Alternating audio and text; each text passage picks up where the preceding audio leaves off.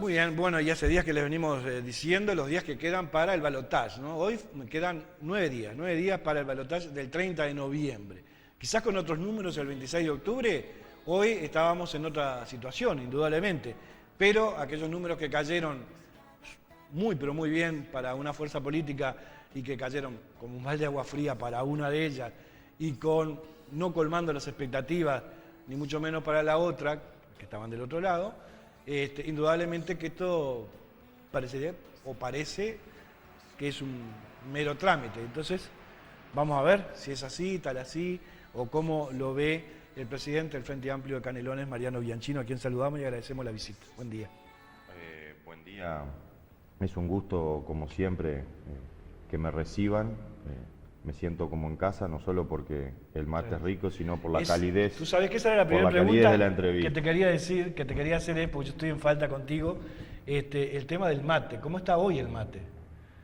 Primero con una temperatura muchísimo más adecuada que la primera vez, pero capaz que fue pagar derecho de piso, digamos. Sí, lo hicimos un poquito a propósito, porque nos habían dicho, mirá, te vamos a decir algo, que esta primera visita de Mariano, que bueno, lo conoces, mirá que a él le gusta el mate con agua bien caliente, ¿no? Entonces nosotros vamos, hay una cosita ahí, vamos a jorobarlo a Mariano. Nada, de ninguna manera. Mariano, en serio, muchas gracias por estar acá con nosotros. Y bueno, Mariano, un poquito es ese diagnóstico, a ver, el 26 de octubre hubo de alguna forma, ustedes indudablemente lo esperarían, porque aparte ustedes habrían hecho sus propios sondeos y sus propias encuestas en relación a cuánto podía medir el Frente Amplio en la elección. No sé si llegaban a ese 47,8 o cómo lo vislumbraban, pero indudablemente que en las tiendas opositoras había otro panorama, ¿no? Entonces, a partir de esa respuesta, que es la que tiene el soberano, y esa es indiscutible, es una encuesta que no se puede discutir, por decirlo de alguna manera, las cosas cambiaron a partir del 26. Bueno, yo creo que ahí hay varios elementos que tenemos que destacar. Yo creo que vivimos una campaña electoral donde el clima o la sensación nos hizo vivir una suerte de realidad paralela, que era la realidad que marcaban las encuestas de opinión pública. Eso primero. Yo creo que no solamente el Sordo González, que quedó estigmatizado como un ícono de lo que no se debe hacer, digamos, de cuando uno tiene la responsabilidad de transmitir previsiones con rigor científico. Yo incluso estoy muy en desacuerdo con muchos compañeros que le pegaron al Sordo, porque en realidad todas las empresas de opinión se equivocaron, y eso, bueno, nos lleva a pensar en aquello del valor social del conocimiento y de la responsabilidad que se tiene en esta área o en cualquier otra, quienes producen verdad y conocimiento científico en el Uruguay y qué rigor tienen, ¿no? Es decir, a mí me parece que deberíamos ir hacia controles mayores, así como hay un LATU para controlar un producto. Creo que debería haber algo que nos garantice que el diseño metodológico, que la base muestral, que los márgenes de fiabilidad y de error, bueno, se parezcan un poco a algo, ¿no? Claro. A Canelones, por ejemplo, y termino, sí. El país titulaba 39%, se desplomó, pero el país eso no lo inventó. Es decir, esos datos surgen de una propia encuesta que creo que hasta el Frente contrató, que fue la encuesta de equipos, cuando en realidad el Frente Amplio de Canelones sacó la mayor votación de toda su historia, el mayor registro histórico, 176.000 votos, alcanzando el 53,3% de los sufragios. Entonces, bueno, me parece que... Hay un error muy grande. Sí. Usted, lo que más... porque a veces los números, con un margen de error, bueno, pero yo creo que lo que más se les ha afectado, digamos, de las predicciones de cifra, en el caso de González, es lo que aportaba posteriormente González. Es decir, a ver si estoy de acuerdo. Bueno, a mí me parece que tenemos, los datos dicen, ¿no? 43% para el Frente Amplio, 32%, ¿no? Pero con este panorama, entonces, pienso que... Entonces ahí, claro, cuando él decía... Cuando nos salimos del rigor científico para hablar algo medio subjetivamente, con menos respaldo, es esa parte, digamos, ¿no? A ver. ¿Tú me entendés? Sí, sí, sí.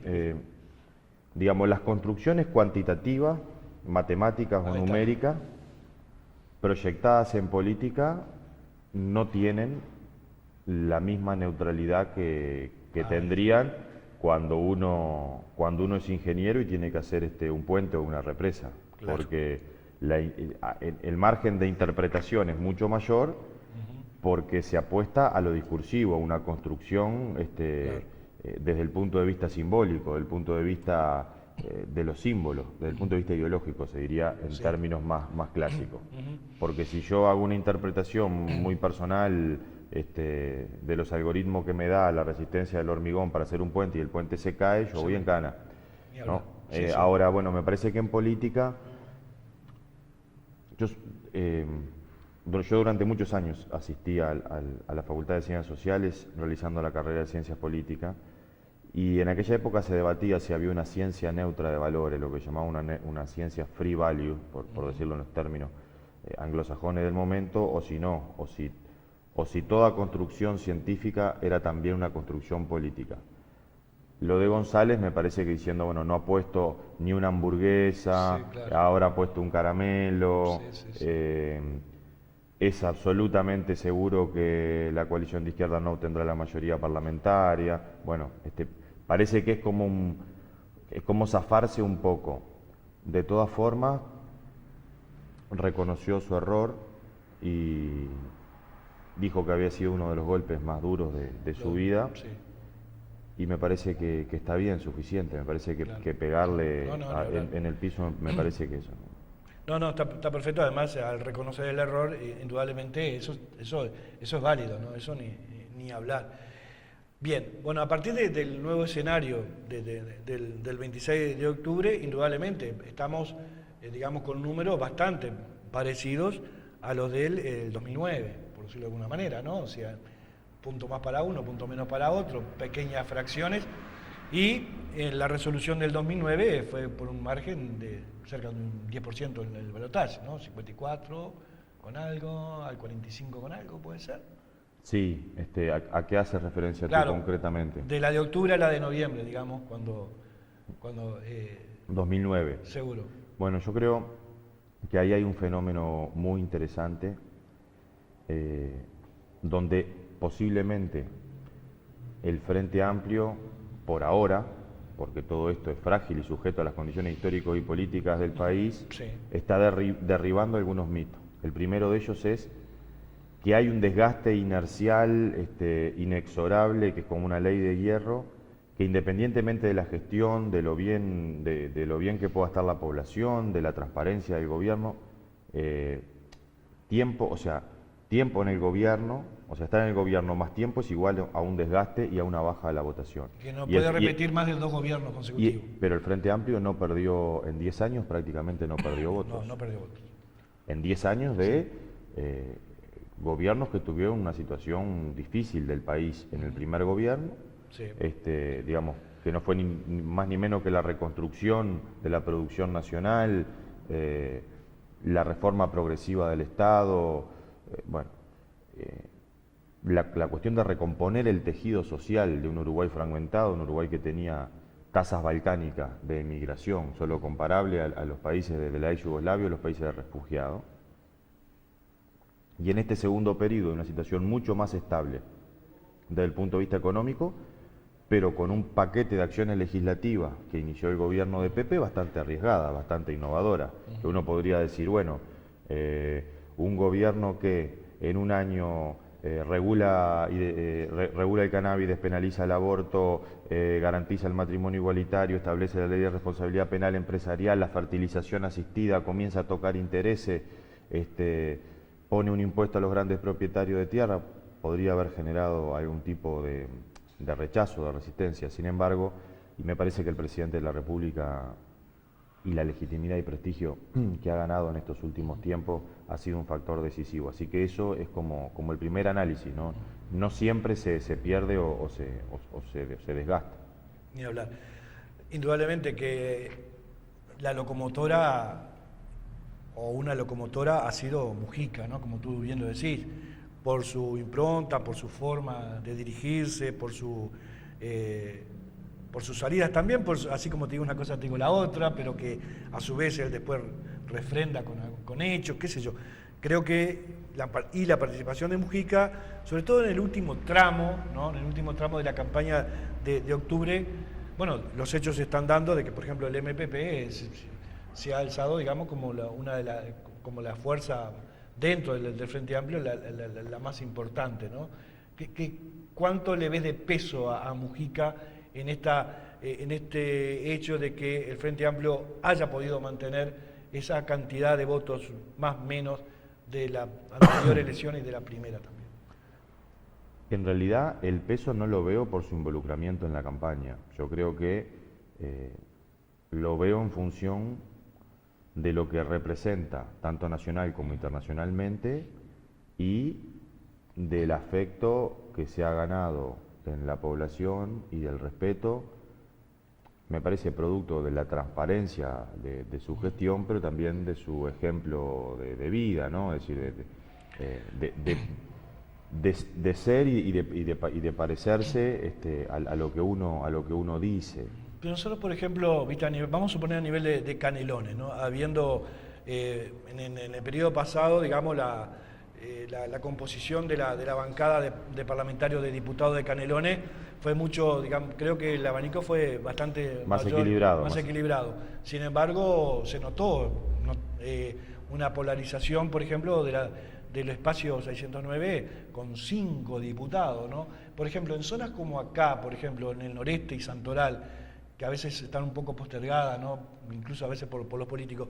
En esta zona se notó que habiendo, por ejemplo, una línea, acá teníamos en el noreste, en el Santoral, de la 73-73, con Aurel Larrañaga, con Edinson Aldao, con Calagüí, que son referentes de acá de la zona, con Carlos Reyes, allí en Santa Rosa, con el Chico Álvarez, en San Bautista, que hicieron además, que pusieron su presencia, que laburaron muchísimo, ni hablar, papá.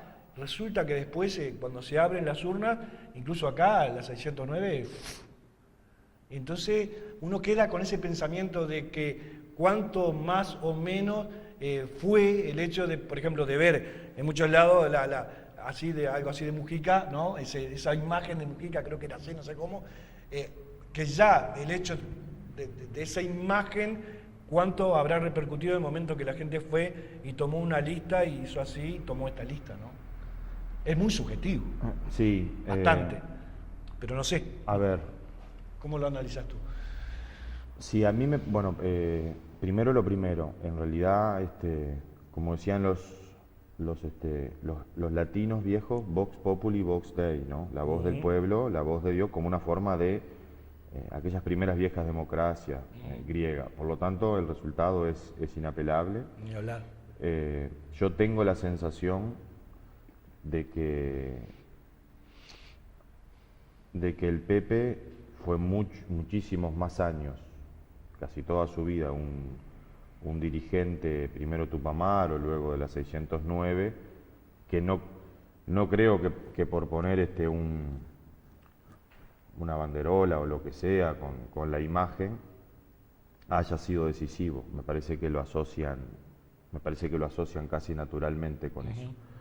También es cierto que en las elecciones anteriores la estructura, o sea, la correlación de fuerza de la estructura interna del departamento de Canelones era mucho más equilibrado. Si me preguntás a mí, yo prefiero un Frente Amplio más equilibrado. No porque tenga algo en contra de los compañeros del NPP, que los quiero muchísimo y que son terribles compañeros. Claro. Digamos, si fuera con cualquier sector, claro. Mi opinión, bueno, que todo el mundo se pudiera revolver, que tuviera su espacio en el Parlamento, que se dieran otras dinámicas y otras sinergias. Que no se polarizara tanto. Pero no sé si... No sé si polarización. No sé si es polarización. Simplemente, bueno, yo preferiría que los partidos históricos también, que el Partido Socialista, que el Partido Comunista, ¿no? Por ejemplo, pudieran haber accedido o mantenido una banca. Pero bueno, esta es la realidad y no creo que el Frente hace muchos años que camina juntos. Sí. Y bueno, y en el caso del NPP ya va a llevar 10 o 15 años de hegemonía. Y bueno, forma parte de la realidad política. No, yo no lo veo con dramatismo. A ver, ¿cuánto pesa en el organigrama total del Frente Amplio el hecho de tener, tú eres el presidente del Frente Amplio Canelones, lo hemos hablado ya la otra vez también, pero ¿cuánto pesa eso? Es decir, esa estructura armada, vamos a hablar Frente Amplio Canelones, y luego del Frente Amplio Canelones vienen los distintos grupos. ¿Cuál es el cometido, cuál es el objetivo de esa presidencia de Frente Amplio Canelones? O sea, ¿cuánto, digamos, influye sobre las bases o digamos, sobre, yo diría todo, sobre esas ramas que luego bajan hacia lo que es el soberano? ¿Cómo estructura? A ver, ¿cómo articula? ¿Cuál es la función? Me gustaría repetirla, ¿vos sabés? Bien, primero que el Frente Amplio en Canelones tiene una estructura bastante densa, por suerte, bastante desplegada por todo el territorio del departamento, con comisiones centrales, y hablo de comisiones centrales, las comisiones departamentales que funcionan todas, tiene una unidad de comunicaciones, una comisión de organización, una comisión de propaganda, una comisión de finanzas y una mesa política con más de 30 miembros, a veces 40 con los invitados, que se reúne semanalmente, religiosamente todos los lunes, y después tiene por otra parte 72 comités de base en todo el país, en todo el departamento, que forman parte del 50% de la estructura. El otro 50% son todos los sectores políticos. Esos comités de base se dividen en 13 zonales. Por ejemplo, aquí es el zonal 13, que reúne San Jacinto, Tala, Míguez, Monte, y de ahí se elige un delegado. Y así, dividido en 13 zonales, esos 13 zonales por las bases van a la mesa política, más 2 miembros del plenario nacional por las bases, más 15 miembros de los sectores políticos, más el presidente. Eso desde el punto de vista de la estructura. Desde el punto de vista del rol, bueno, el rol es la conducción política del departamento. Cuando hablamos de conducción política del departamento, ¿de qué estamos hablando? Estamos hablando, en primer lugar, en campaña del diseño de las actividades, de los criterios de estrategia de campaña, de los criterios comunicacionales para transmitir, de la elaboración del programa de gobierno a nivel departamental, cuestión que tiene una centralidad muy importante de acá de cara a mayo. A mayo, claro. Porque si bien se habla mucho de nombres, lo importante son las ideas, la plataforma programática, no solo lo expresado en el texto, sino además el proceso de discusión que lleva a la elaboración. Es decir, si lo hacemos vos y yo y dos más en un boliche entre 4 paredes, seguramente no sea un programa muy popular, ni muy participativo, ni muy democrático. Bien. Pero para eso hay que hacer encuentros regionales, hay que hacer talleres, hay que ir pueblo por pueblo. Ese es un rol. Cuando el Frente Amplio no estuvo en el gobierno, los llamados tiempos de resistencia, fueron épocas de construir solidaridad en tiempos de crisis, de denunciar cuando creíamos que habían injusticias o que no se respetaba la ley, o que nosotros estábamos en contra, por ejemplo, no sé, todos los plebiscitos, el de la defensa de ANCAP, el de la defensa de la UTE, el de las empresas públicas, el de la defensa del agua. Ahí el partido político tiene un rol muy importante. Y cuando el Frente Amplio es gobierno, que es como la parte en la que la matan a ella, es como la parte más compleja, tiene un rol primero, de apoyo al gobierno departamental, de sustento a las transformaciones que el gobierno departamental quiere implementar, pero también de acicate, de crítica y de tirón de oreja. Creo que es una plomada al piso, a la tierra, a tratar de que la brecha entre dirigentes y dirigidos sea cada vez menor, en que los dirigentes no se encierren en el palacio ahí de Canelones y discutan y les parezca que tienen la verdad, que se escuche a las organizaciones sociales y que se respete el programa del Frente Amplio, que es el compromiso por el cual los compañeros que van a ocupar esos cargos fueron electos para cumplir ese programa, el programa que se construye con la participación de todos los comités de base, de la dirección política. Eso siempre es una relación tensa, siempre es una relación dinámica y complicada, Me imagino, sí. que tiene momentos de serenidad y momentos complicados. Pero bueno, yo tenía un profesor, el profesor Gallardo, profesor de teoría política, que decía que ninguna democracia es sana si no se rompe algún plato o no vuela algún vaso de vez en cuando. Y creo que digamos, es un equilibrio entre no poner palos en la rueda ni decir amén. Ni piloto automático, ni barricada hecha por el propio Frente Amplio. Y bueno, y también hay toda una articulación con los trabajadores, por ejemplo, con los trabajadores municipales, con los sindicatos. Creo que ahí se juega un rol.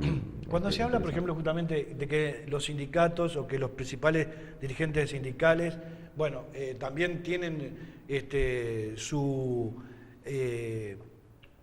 no sé si su apetencia política, y muchos de ellos van accediendo, por ejemplo, al Parlamento. Eso compromete a la propia organización sindical, compromete al propio, por ejemplo, PIT-CNT, ¿es bueno, es más o menos bueno o es regular o malo? En principio me parece uno de los argumentos más ultraderechistas que yo he escuchado desde la dictadura para acá. Y te voy a poner un ejemplo. Bien. A mí me lo preguntaron, no voy a nombrar, en la radio, un argumento más o menos parecido. Me preguntaron si me parecía moralmente ético que los trabajadores... Yo te lo pregunté distinto. No, está bien claro. Primero, los grandes grupos de presión de este país, la Cámara de Industria del Uruguay, la Asociación Rural, los grandes importadores, los dueños de la tierra, los de la zona franca, los de los apellidos múltiples y largos, no precisan hacer grandes asambleas, ni quemar cubiertas, ni exponerse a rodear el Palacio Legislativo, porque presionan y tratan de incidir y hacen lobby todos los días. Basta ver las declaraciones insostenibles, antidemocráticas, del presidente de Andebu, por ejemplo, que salía, digamos, semanalmente a dar comunicados en la dictadura militar, y que hoy le dice a un gobierno que va a obtener más de la mitad de la población en elecciones legítimas que somos fascistas. Entonces me parece la gravedad política de eso. Entonces, bueno, el tema es que a mí nunca se les pregunta si los empresarios, por ejemplo, de los cuales en los partidos tradicionales está lleno, de grandes empresarios o de estancieros, que son senadores o que son diputados, que está bien, la gente lo eligió. Ahora, si son empresarios está bien. Ahora, si son trabajadores, si son albañiles, si son docentes de secundaria, o si son maestros, o si son empleados domésticos o peones rurales, no es muy ético, porque en realidad utilizó la herramienta sindical para escalar. Pero el tema es que los dirigentes sindicales primero trabajaron, cosa que hay muchos que no lo hicieron, que nunca trabajaron. Y además de las horas de trabajo, dedicaron muchas horas de militancia sindical, que era para tener mejores condiciones de trabajo para el resto de sus compañeros. Y eso se vota en asambleas legítimas con una alta participación. Y después, bueno, si son socialistas, si son del NPP, si son de Asamblea Uruguay, si son comunistas, tienen otro rol, que es el rol de su militancia partidaria, donde ahí, por ejemplo, hay muchísimos sindicalistas que tienen sectores políticos del frente, que deciden que su espacio es la militancia sindical, y otros llegan a través tal vez de la visibilidad que les otorga eso al Parlamento, pero a defender en otra trinchera esos mismos intereses. Lo que sí está mal sería, y esto termino, es que, digamos, lo que a mí me parecería muy incorrecto es como la película aquella de Iván Savo, Mefisto, ¿no? Como un militante de ultraizquierda se vuelve, bueno, que se vaya como aburguesando, que comience con un discurso súper encendido cuando era sindicalista, y después va acomodando el cuerpo, y después, bueno, comienza como a negociar, y después uno lo ve con traje, corbata y celular, y eso es lo que para mí es lo reprobable. Lo otro no. Lo otro no.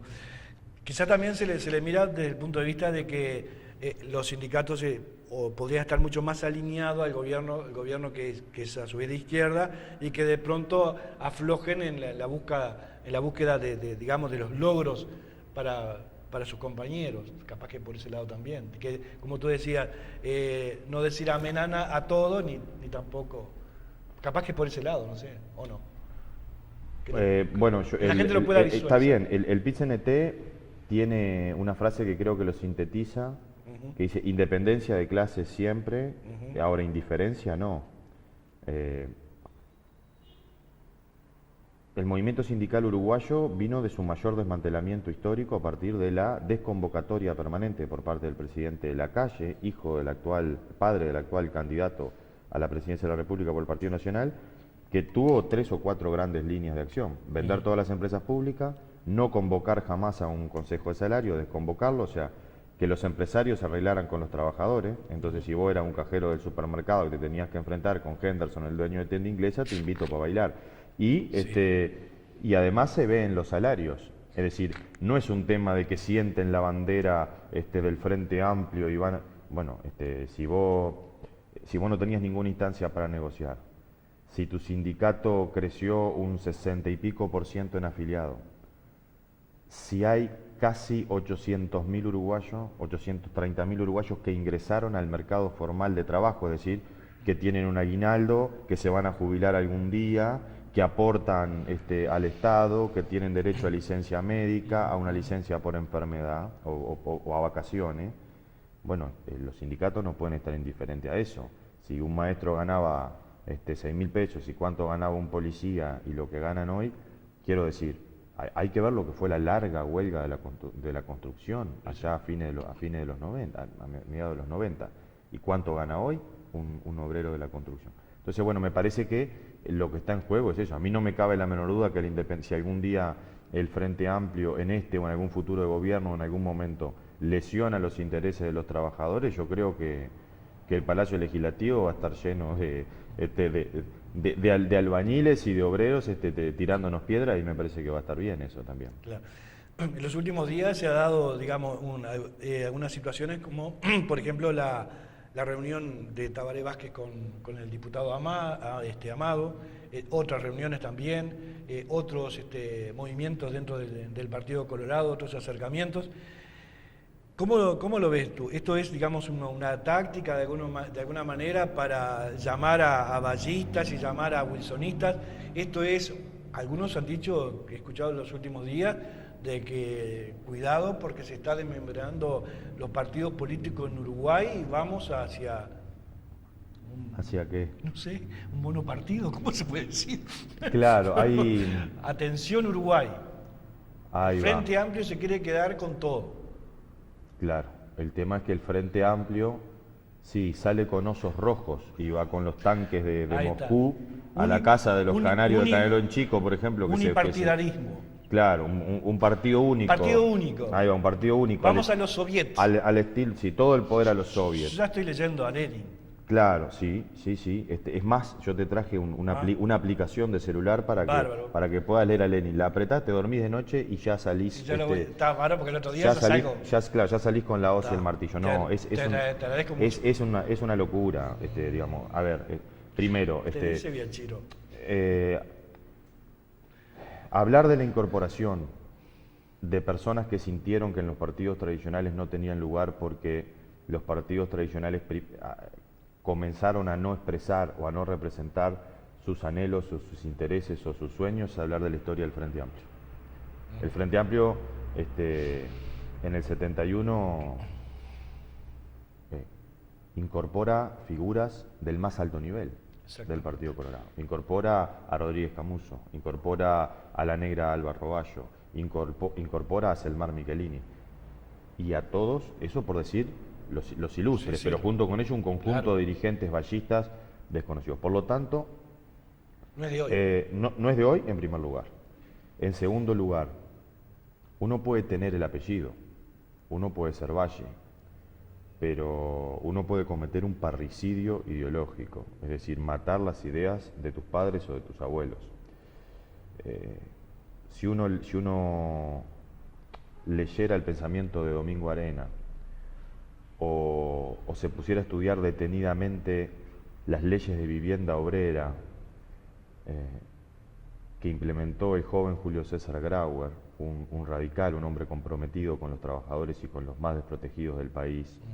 Si uno pensara en la legislación de avanzada de Valle y Ordóñez, de las 8 horas del divorcio por sola voluntad de la mujer, de darle ciudadanía enseguida a los extranjeros,